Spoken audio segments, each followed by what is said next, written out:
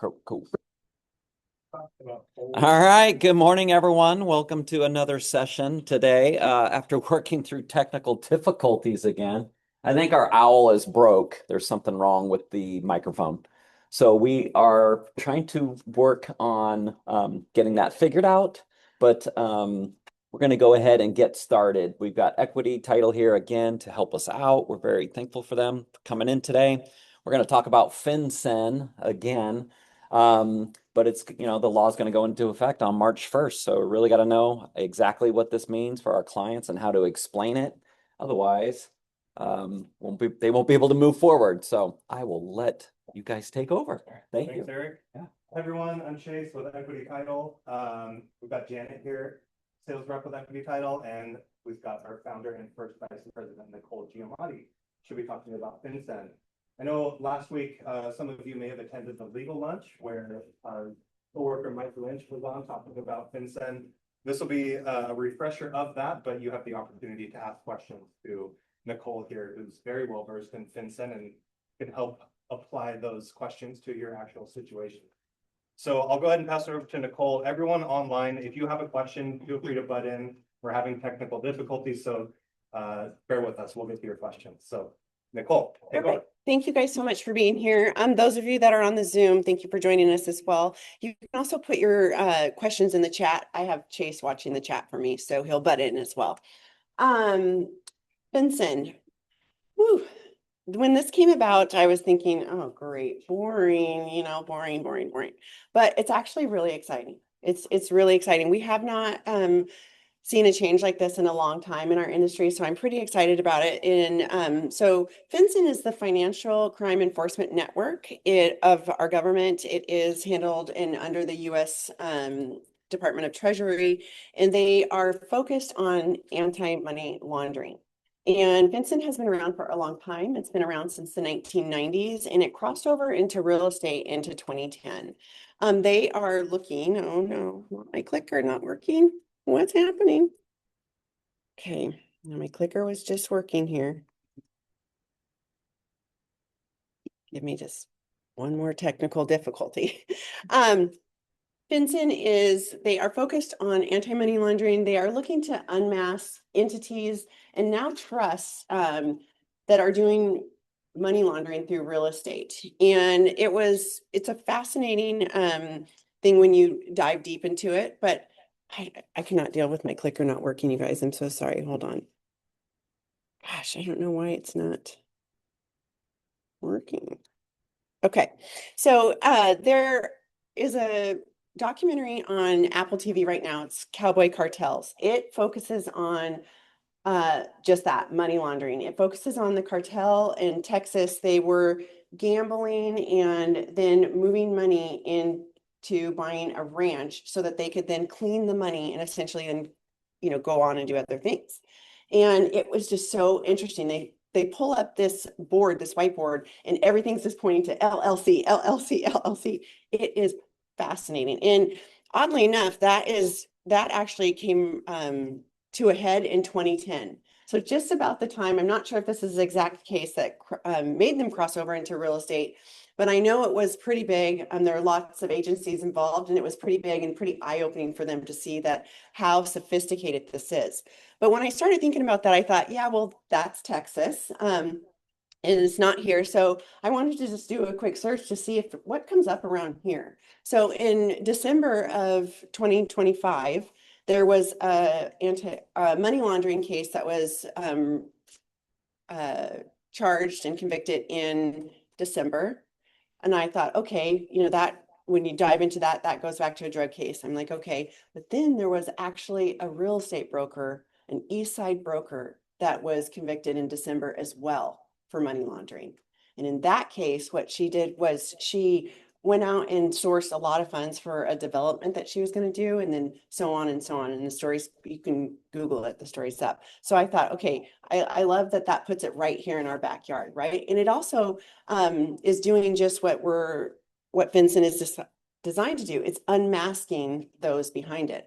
And from just watching Cowboy Cartel and even those cases, what I one thing that I thought is that, you know, the money launderers don't look like, they're not going to come to you guys with a badge on that says, hey, I'm a money launderer, right?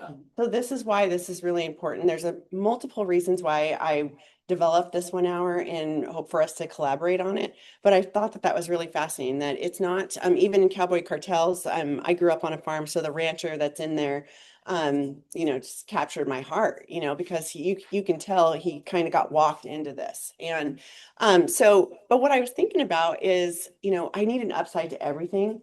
And when I woke up at like 2 or 3 a.m. and I thought, oh my goodness, you guys, for the first time in my career spanning 3 decades, cash has competition. Cash has competition right now. And how many of you guys have ever made an offer and they say, sorry, we took a cash offer?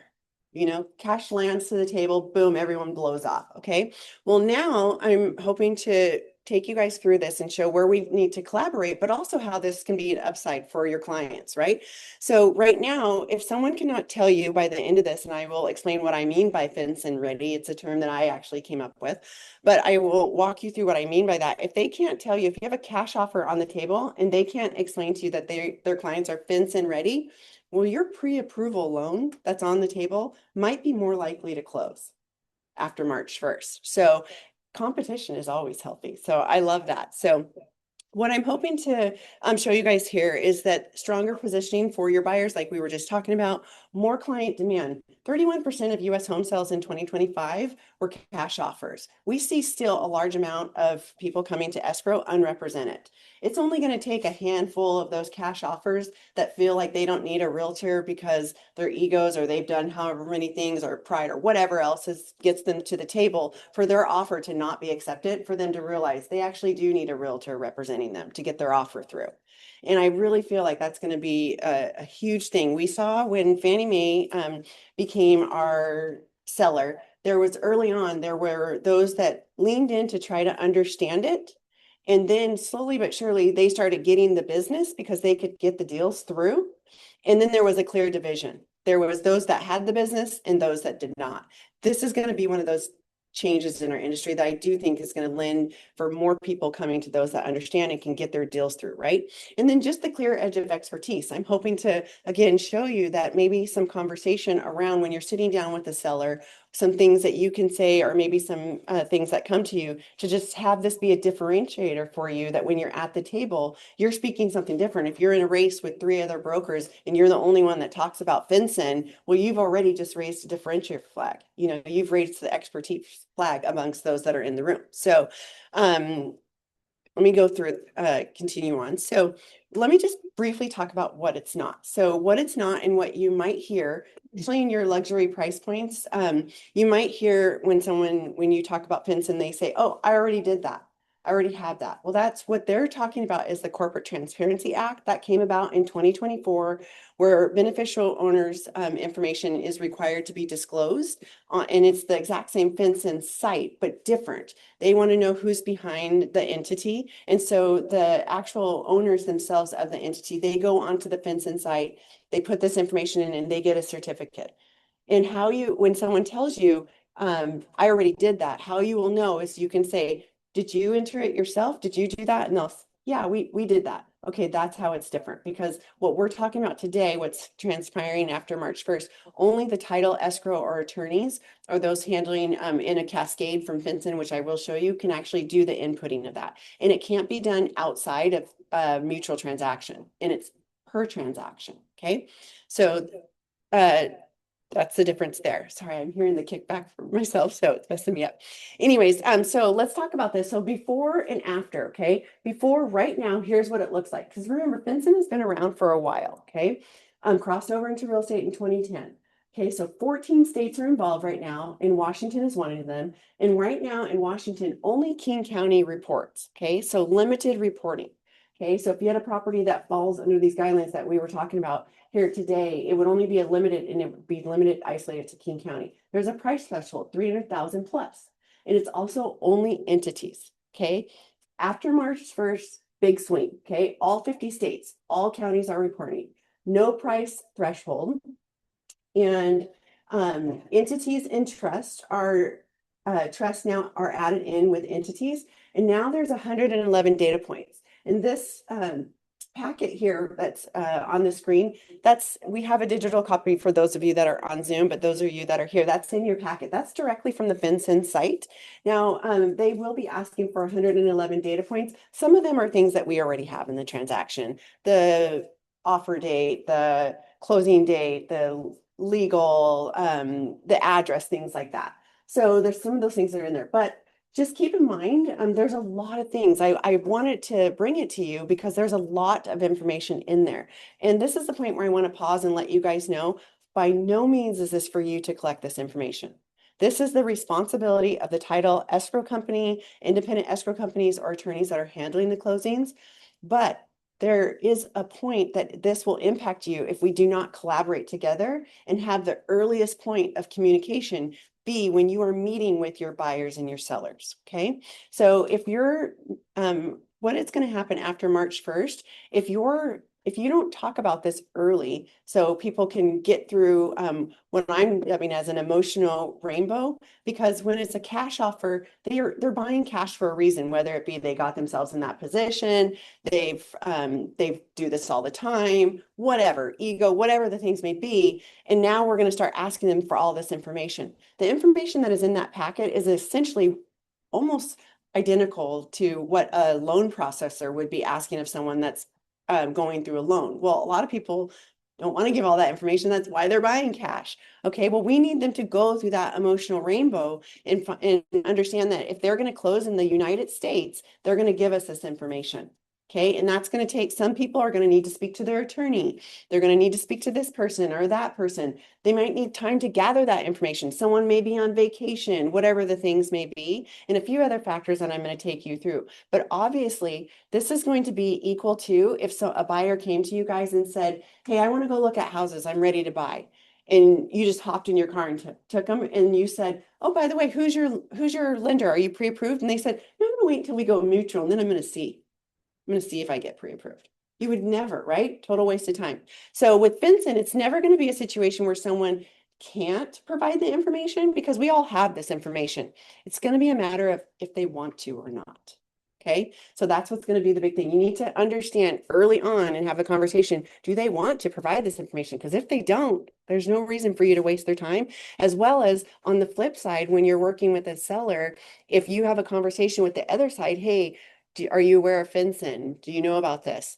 If they have no idea, it may not close. Okay, so and then also there's limited data points for a seller to do reporting. Okay, so seller financing in hard money now join private financing. Private financing is already in there. Seller financing. If you're working with a seller and they say, hey, I agree to do this deal, I'm going to do seller financing for X amount or whatever, and then they have no knowledge that we're going to be requesting this information from them, and we get down to it and we need this information, and they understand that we're giving this information to the US government, and now they no longer want to do the seller financing. Do you still have a deal? Right? So we need them to just understand early that packet of information that they need is also in your packet, so that you can have that conversation with them early. Yes. So I'm not sure that Zoom chat is working, so I just want to offer the audience a chance now to pipe in and answer any questions. And the audience here too.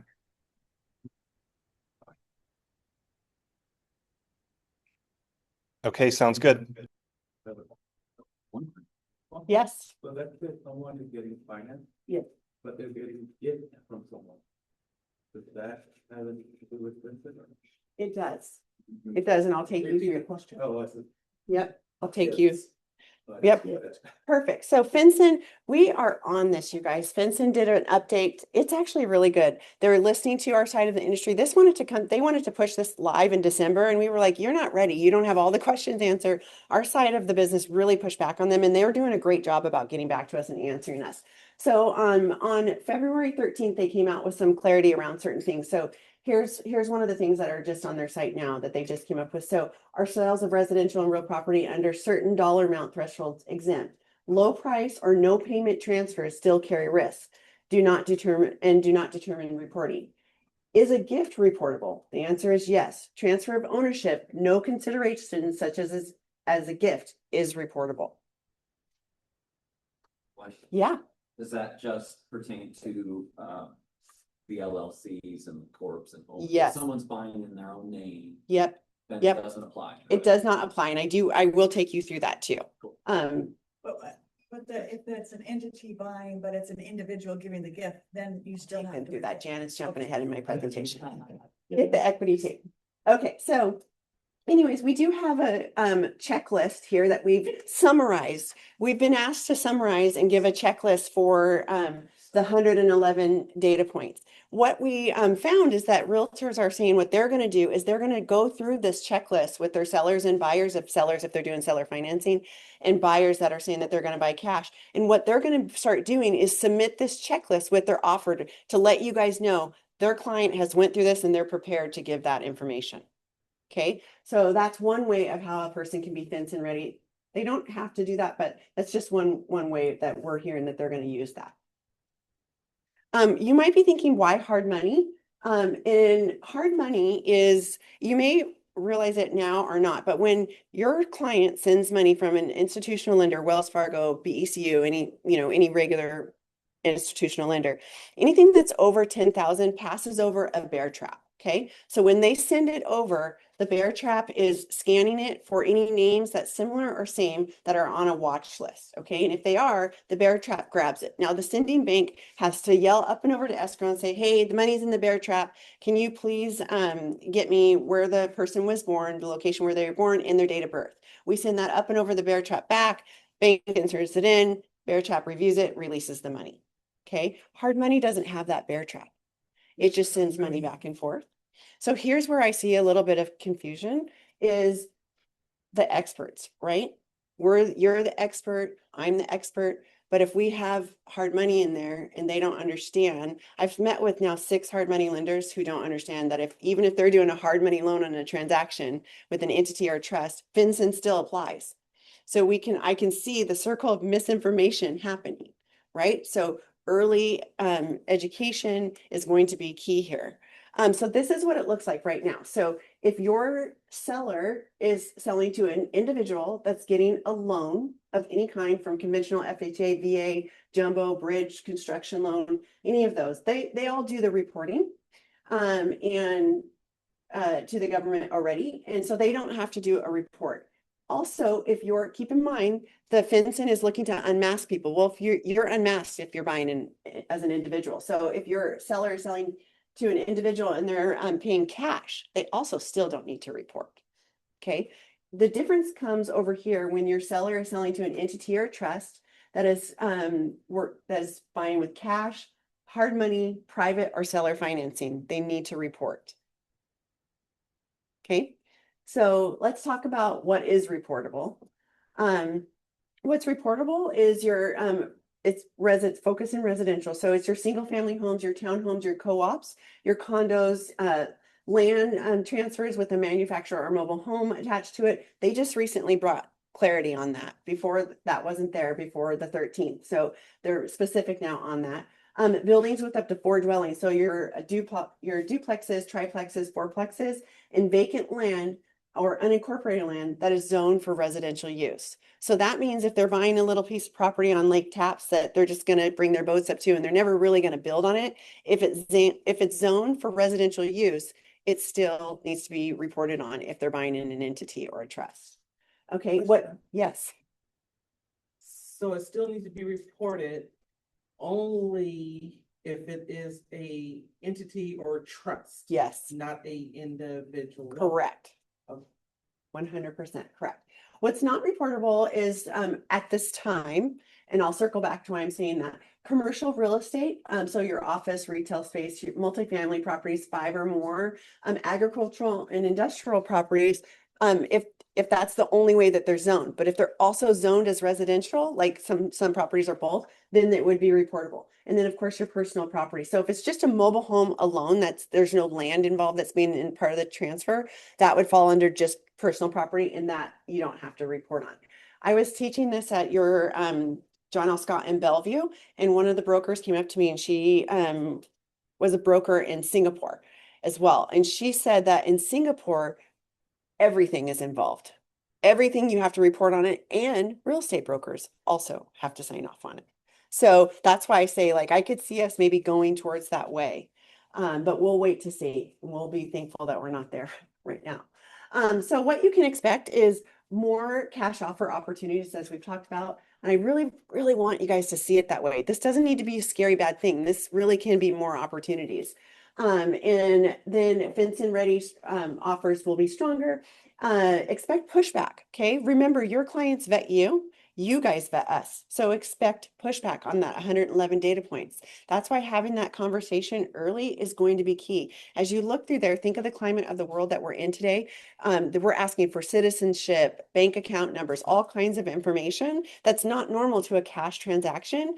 And I gave this class to a really, really good client of ours, big team, and I watched it rain over their faces.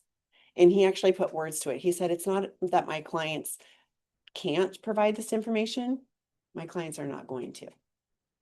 And so that's what I'm talking about. Like, we need to make sure that people will be willing to give this, because if you accept a cash offer and then they're unwilling for whatever reason to give this information, well, we have a property that's now off and on the market, right?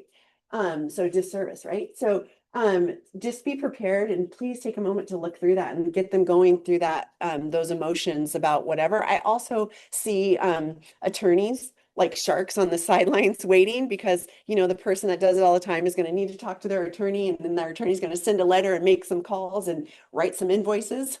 But all for them just to go through that rainbow and come back. If you want to close in the United States, you're going to need to do the reporting. Yes, yes. Might be naive. I don't understand why would they not provide. It's just a matter of who wants to and who doesn't. Some people are not comfortable that we are collecting this information for the US government. And it's just a personal, Oh, it's just, oh, okay. yeah. And Nicole, buyers can't go get FinCEN fully underwritten, approved, right? They And it's per cannot. property. Yes. So it doesn't, you basically are gonna go through this no matter what. What's the time frame to get through it? Because sometimes we see, I mean, sometimes we got buyers like, I'm all cash, I want to close by Friday. Yes. And it's Monday, and you're like, Yeah. okay. I mean, is that even gonna be? Yeah, so great. Well, great question. And it's going to be as it is today. It depends, right? If you're working with me, I'm a D off the chart. As you're telling me, Eric, what I need, I am sourcing it in my head. I know who to call. I know I'm getting that information. The minute I bring my husband in, we're delayed a little bit. You know, he's the influencer. He's going to chat. He wants to, you know, hang out and this or that. He's not, you know, it's going to be that. Because all of the information is information that they have, but the person that maybe needs to speak to their attorney and they only work with this person, you know, think mom and dad's trust, you know, grandma and grandpa's trust, you know, it might just take a little bit longer. Someone might, you know, the person that needs to understand FinCEN themselves, they want to do all the research themselves, they want to talk to these people. I've also now talked to my hard money lender. He doesn't know anything about this. He says, I don't need to do this. You know, so it's going to be delayed. And that's why I am so strong about being here with you guys, because we want them to go through all that early, at the earliest point, which is when you guys are sitting down with them, not by the time they reach me. It is, yes, my job to get that information, and I will. But I don't want them to have to go through that emotional delay, because I still want to close on those tight timelines. And we can definitely do that. The person that when the second you go mutual, the person that you've went through that checklist with, and they were like, hey, escrow, here it is, we're closing in 10 days. We're still closing in 10 days. But it's the person right now. How many times in a transaction have you received a call where we're like, hey, we're trying to reach your seller and we still need our seller information letter? And that's just basic information that we need on every transaction, right?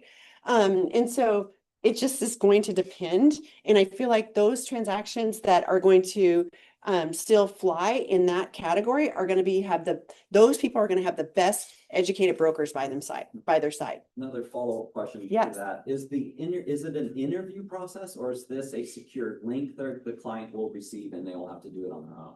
Great question. I would say that 99.9% of us in the industry are ready to collect this information and want to collect this information electronically. We also want to deliver it to the different portals electronically. We will, of course, always have it in a PDF format for those people. Not everyone is into technology. Not everyone feels it's safe. So we will always be able to collect it. What we don't want to do ever, even though I'm sharing the information that they're going to need, we never want you guys to collect it. Never. This is a lot of information. We never want you to collect it ever. Yvonne, Yvonne. sorry. Back when, so I had a couple of questions, but of course, Eric just talked so long. So what if someone says so I'm thinking to myself, somebody says, oh, I have cash, I only go cash.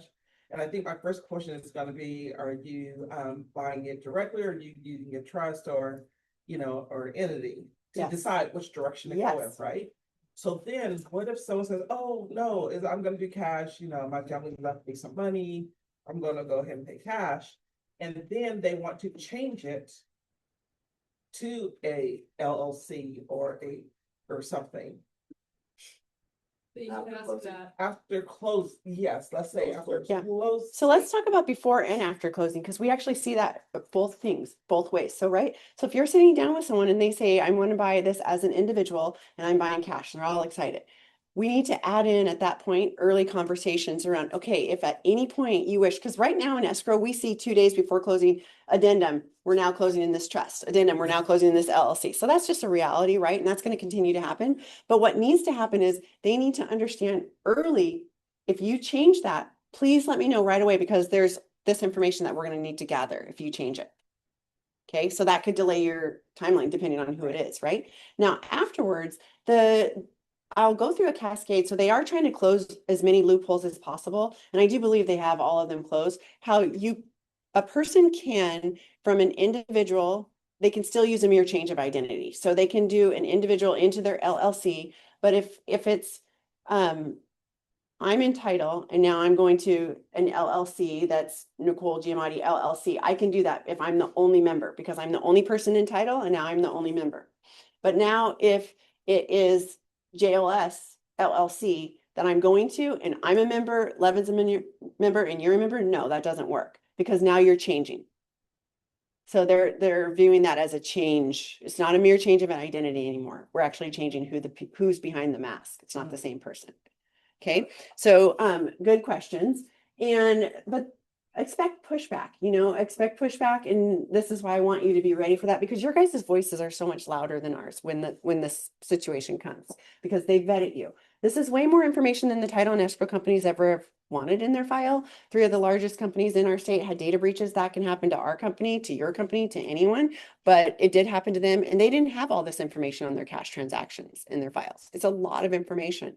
Okay, so with that is our side is how it works on our side. We look at the big guys and we figure out what rates they're filing, if they're filing any to change and charge, and then we all follow suit. Right now in California, the big guys are charging $600 per filing.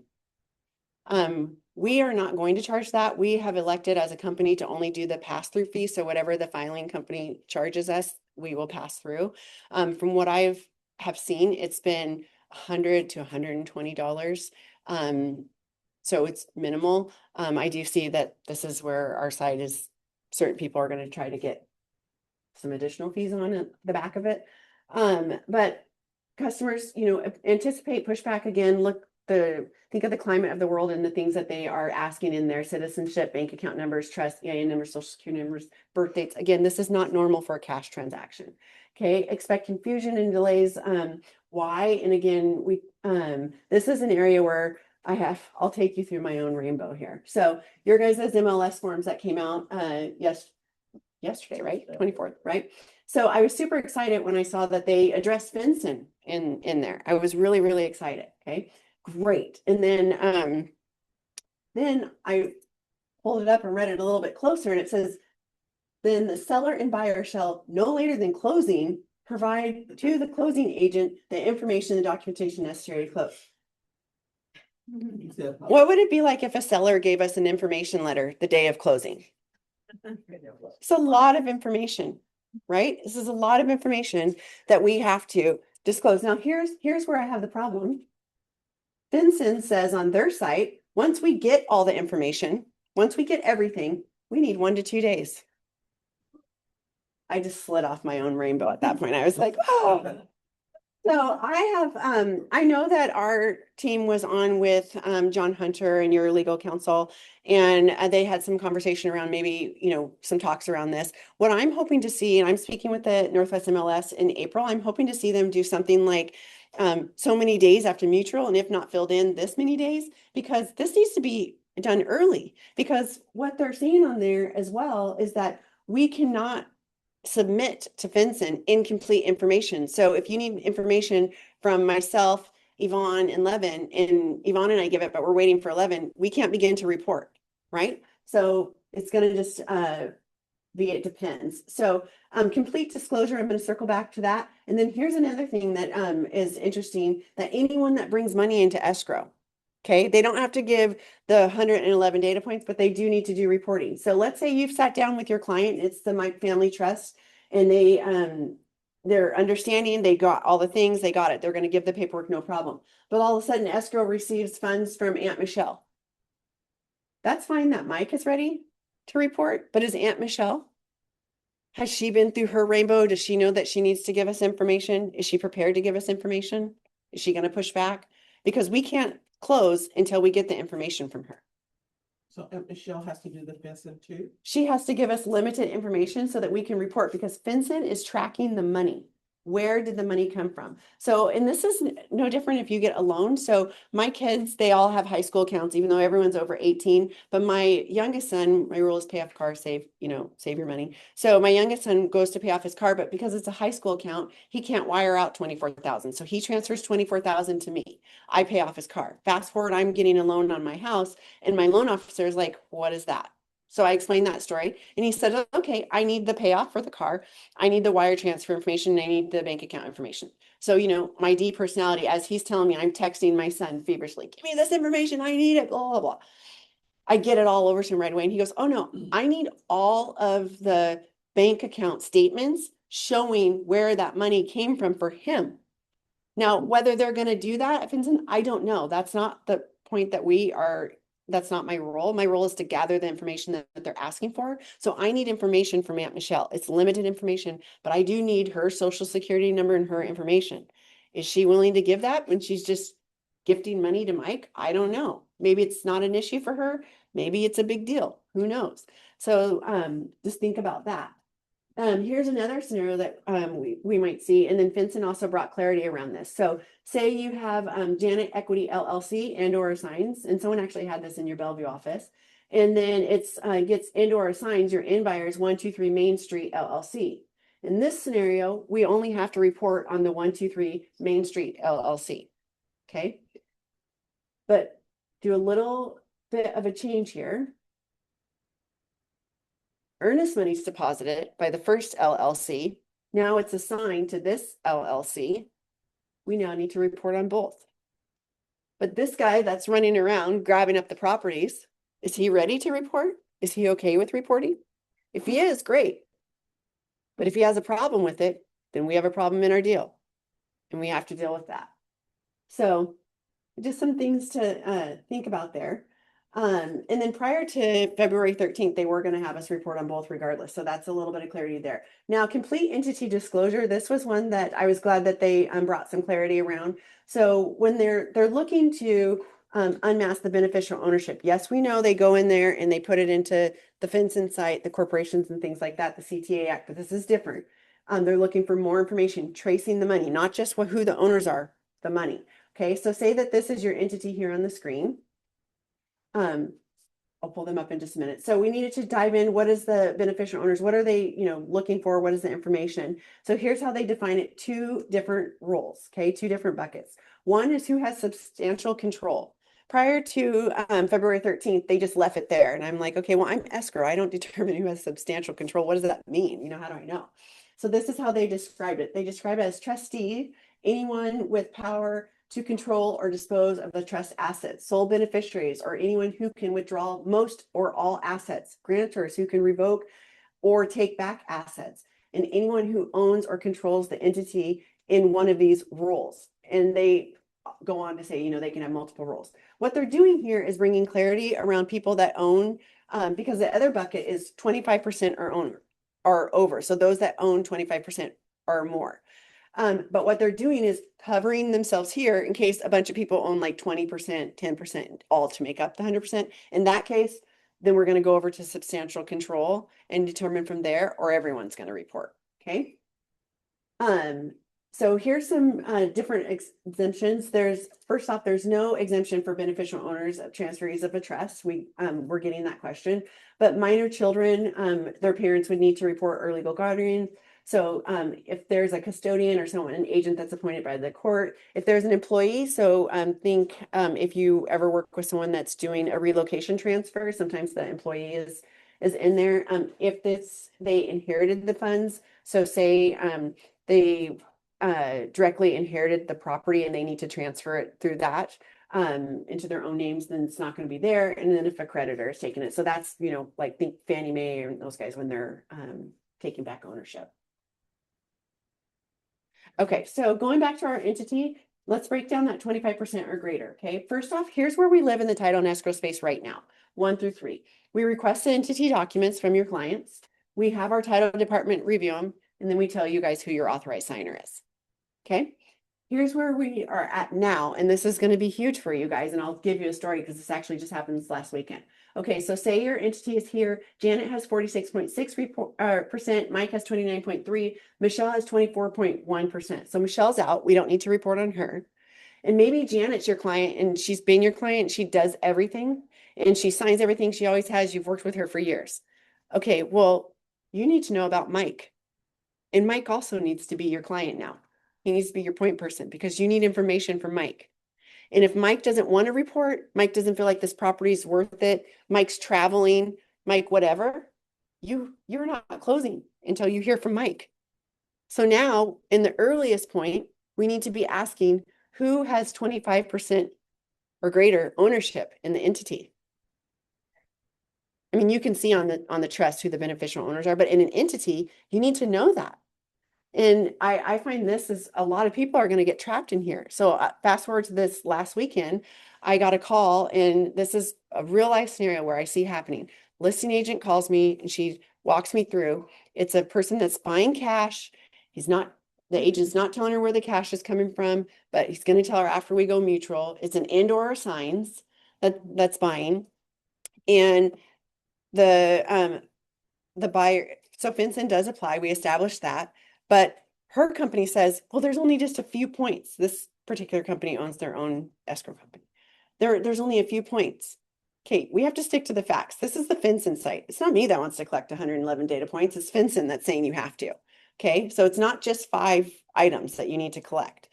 And she says, well, and I said, hey, I'm not here to tell you what, you can, whatever you want to do, but I'm here to say if your file gets selected, they didn't make this big shift to not be looking for those laundering money. So if your file gets selected and you are going to, bypass, whatever best practices you put in place, you're jumping in the rabbit hole with them. Okay. If this file gets pulled, your gamble, not mine.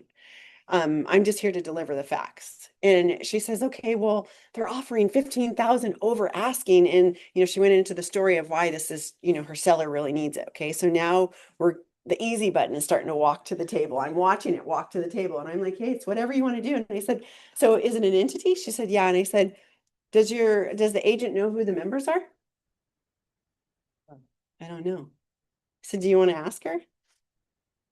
She's like, well, let me text her. She only knew who Janet was. Is there anyone else? There's a Mike. I don't ever actually work with Mike. Is this even a real deal? I mean, now it's starting to lose its luster, but the easy button is getting bigger and bigger, I can see, for this broker. It's going to be up to you if you want to hit the easy button or not. But I just want everyone to have the information that it may sound good. It may be 15,000 over asking, but if they're not going to report and they don't even know about FinCEN and they don't know the information to even gather, is it really going to work for everything that your client is really thinking? Are we selling wolf tickets to our sellers thinking that this is going to be this amazing thing and it's really not? Because in the deal, we're the experts, right? We're the ones to slow it down and make sure that everything is what it is, right? So those were just some questions that she needed to ask and decide for herself what she wanted to do. there's a lot of sole and single members, LLCs. Right now, across our industry, we accept an affidavit. After March 1st, we will not accept that affidavit. It will need to be this 6-page document. This document doesn't need to be notarized, and it just spells out all the information. Chase and Janet have this document. This is another point. We don't need to wait until your clients get into escrow. You can give this to your clients right away when they tell you, oh, I'm the only member of my LLC. Okay, you're going to need this form, right? So we're shifting the expertise. This is not your job, but we want to share this expertise with you. There's no reason. We just want to smooth roll right into closing. Okay. 1031 exchange, they brought a little bit of clarity around this one. Are all like kind exchange exempt? The answer to that is no. The answer is it depends. Okay, so if they're doing a reverse 1031 exchange, or not a reverse, where an exchange where the facilitator takes title, in that situation, no, it's exempt. But the answer to it is going to be, it depends on who the end buyer is going to be. So if the end buyer is going to be an individual, no. If the end buyer is going to be an entity or a trust, yes.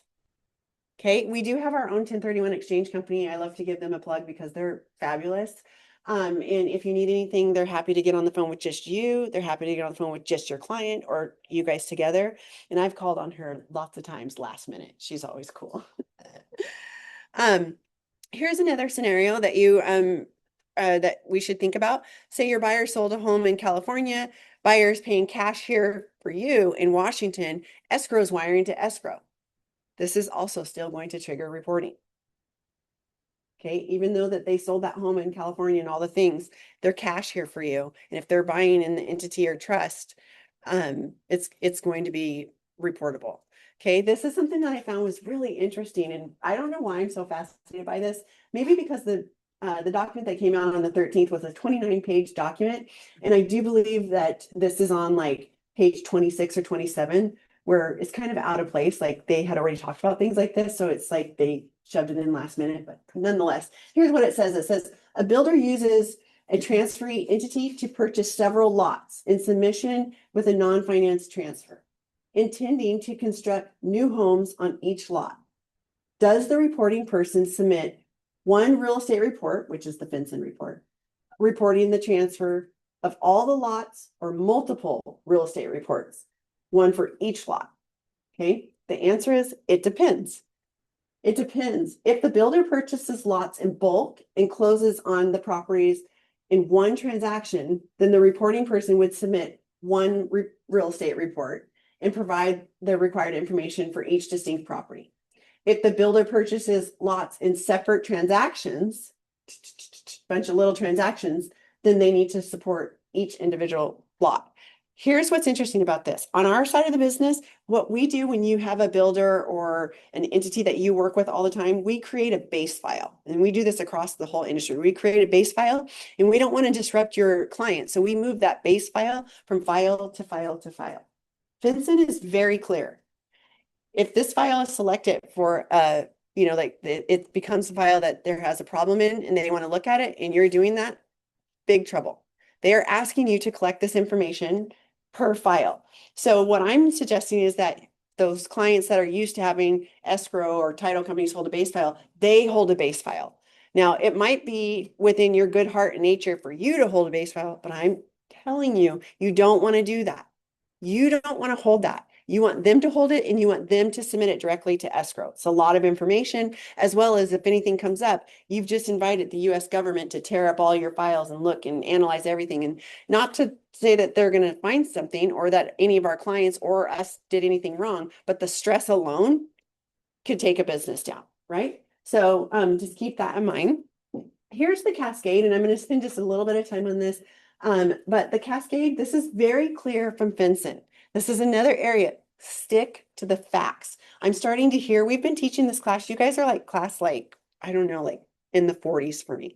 We've been teaching this for a while, and I'm starting to hear finally a lot of our side of the industry come, but they're coming with noise and marketing. Okay. This is very important that we stick to the facts, because if we don't stick to the facts and you go with someone that doesn't understand what their role is and they're doing this on everything, that can be a problem for you. as well, if the file is selected. So here's all of these here are the title and escrow company or an attorney. Okay, the first two are specific to title and escrow companies. But here's how FinCEN is trying to close the loophole. They're saying, okay, if not the title and escrow company, whoever records the document. Okay, so expect the county to do a pushback and not do just walk in and recording of a transfer deed. Expect title and escrow companies to stop doing wild recordings if they have to do the reporting and start charging handsomely to do the recording for that.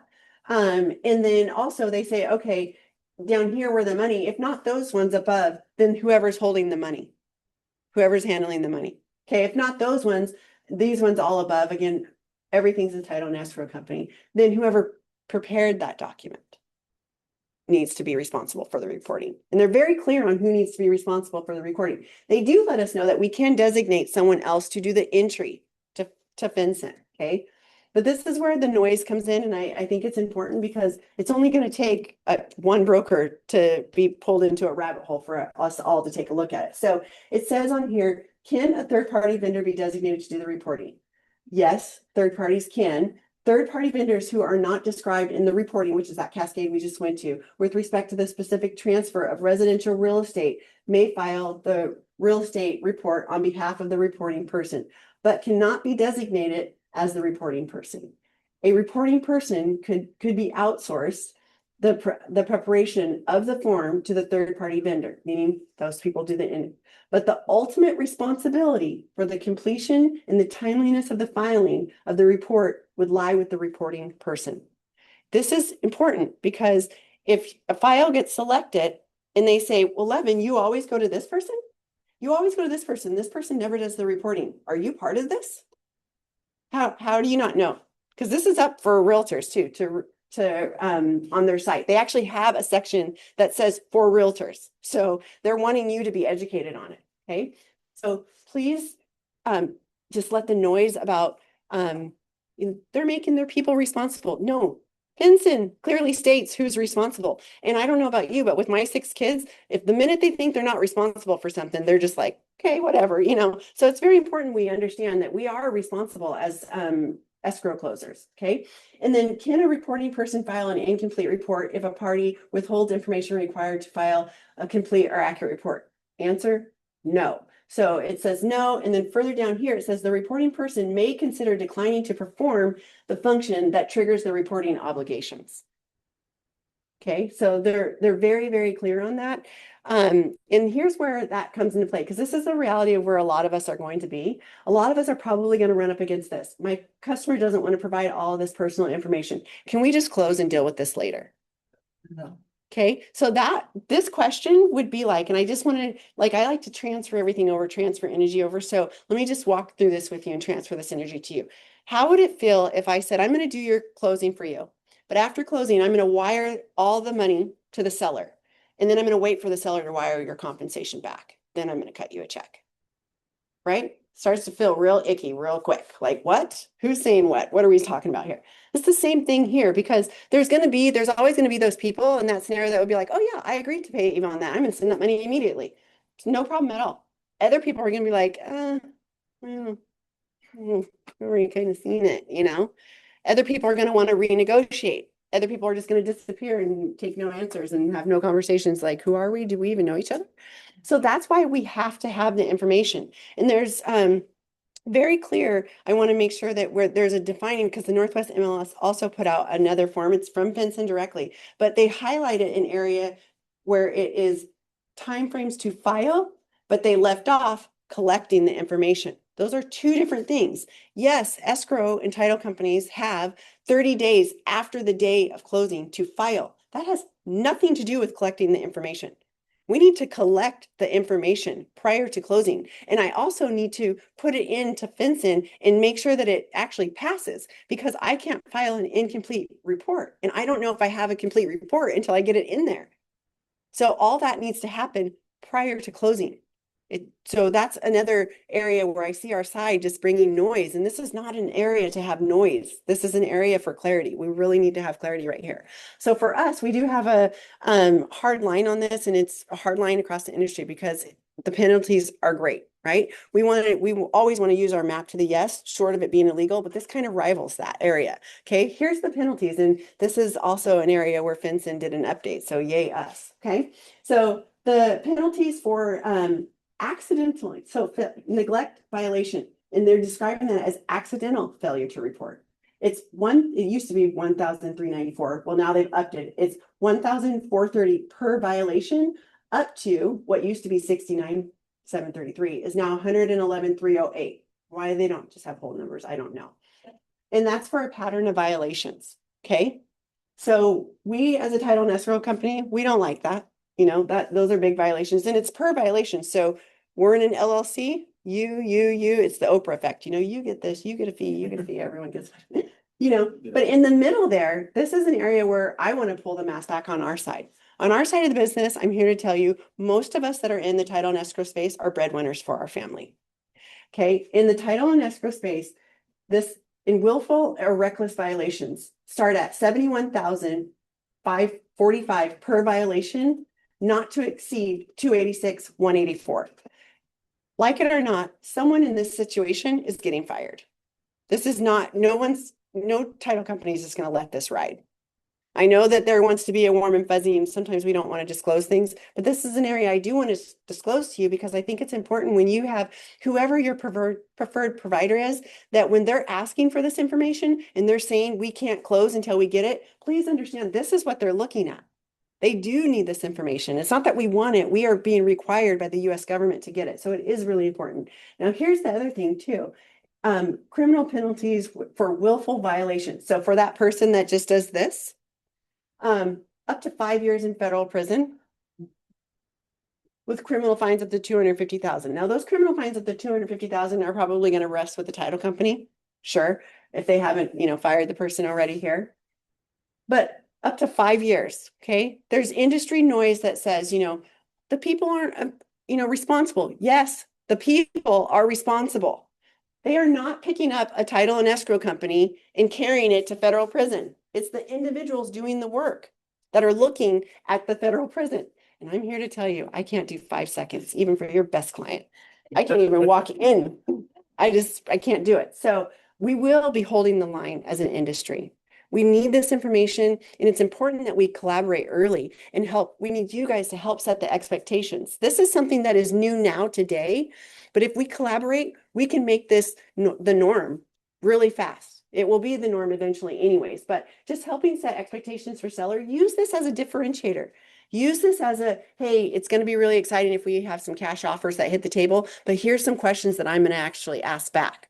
Okay. So figure out what those are for yourself. Seller financing, if they want to do that, make sure that they're aware what information is going to be reportable. So do they really want to do that? Buyers, what information that they're going to need to know if they change from an individual to an entity or a trust.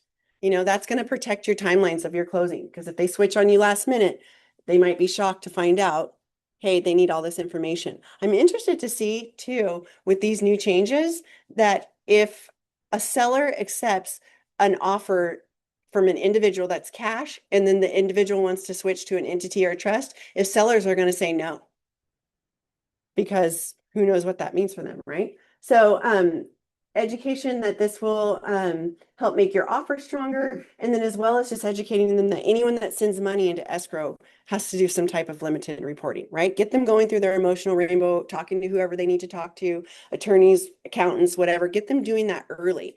But here's just a recap. What you just really need to know is cash has competition.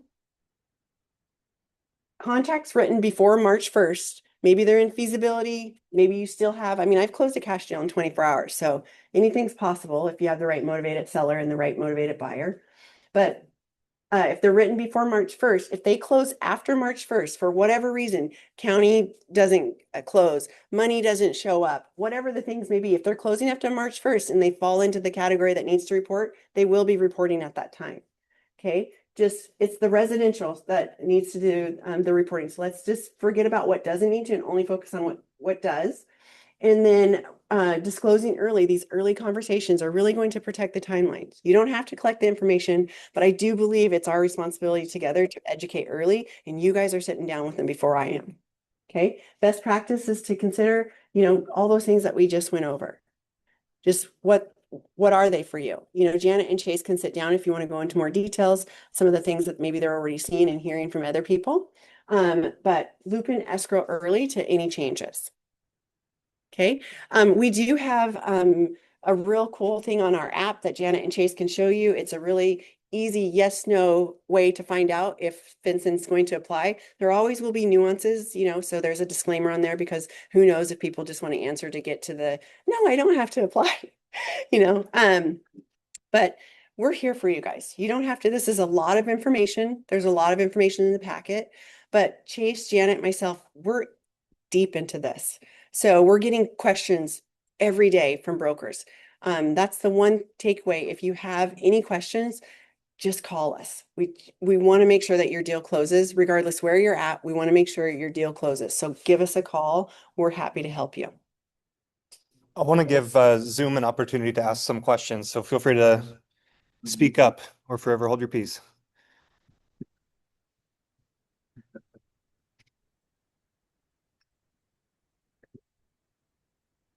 All right, well, we are available if that question pops up in the middle of the night. Just give me a call.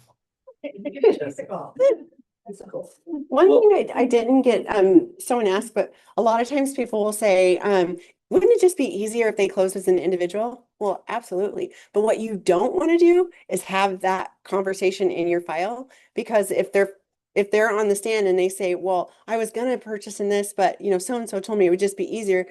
Again, you're in the bear trap. So I have, Yeah. say I have a buyer, they, how do I prepare him for the making an offer and making sure that they understand it Yes. without me collecting any information? Great question. What I would do is take that checklist, that's a summary in your packet, and just tell them, we'll need to make sure that you know where all this information is. So the moment we go mutual, you can give this information directly to escrow. Now, if you have any trouble with any of this information, let's talk about it.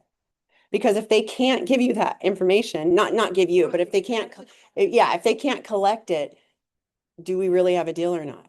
Then if I am the seller's listed, then can I ask when an offer is sent, are you FinCEN ready or?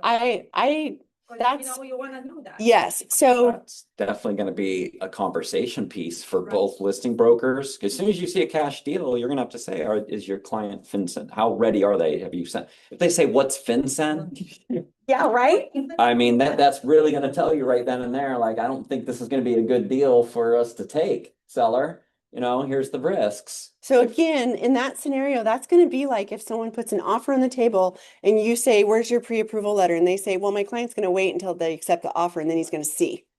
Well, that doesn't really work. It just doesn't work. Big down payment is across, like a grandma or, Yeah. like a education fund that now it's used for that. So There- that has to be ready.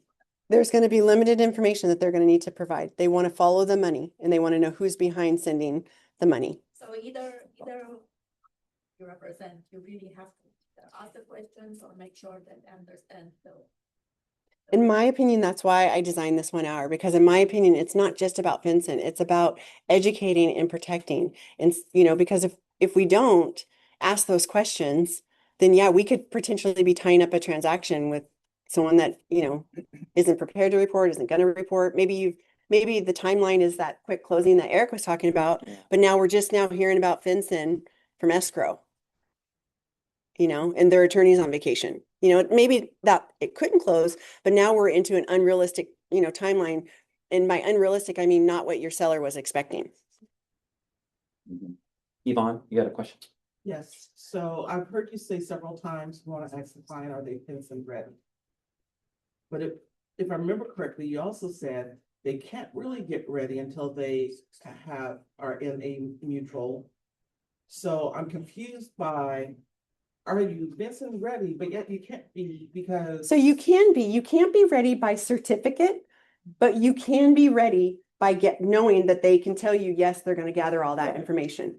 Like, how I want you guys to do this, like if you have the buyer, it's your buyer, and they're the one who's going to be buying in an entity, have that packet ready and say, can you answer all these questions? Because this is exactly what they're gonna need to know. And they're like, yeah, oh yeah, I've got all, yeah, I mean, this is gonna be a pain, but yep, I can do all of this. And I'll have it prepared.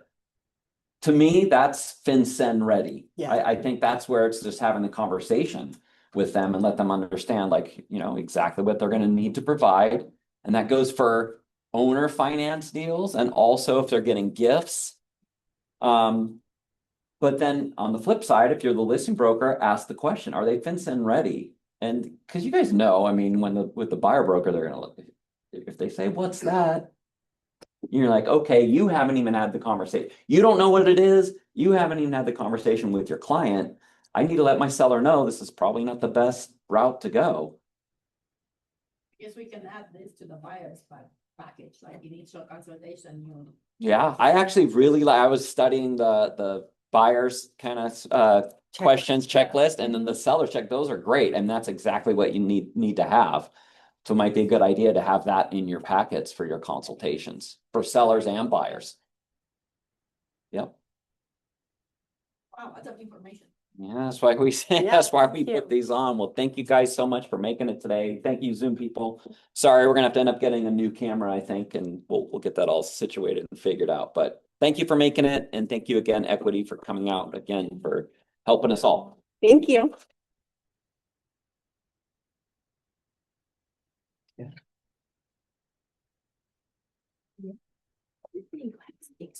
I do. You do not. I do. You